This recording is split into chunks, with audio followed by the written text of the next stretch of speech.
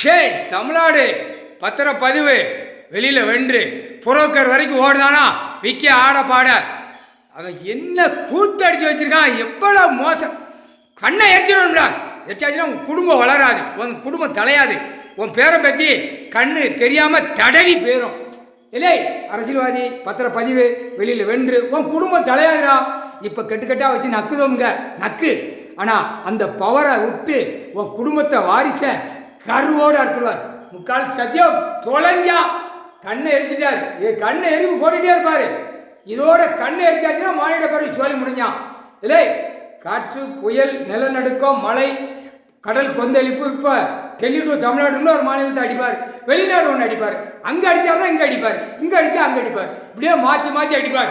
முக்கால் சத்தியம் 1000 2000 1,00,000 கோடி கணக்கா மாநில பேர் ஈ தண்ணியோடு போயிடுவான்.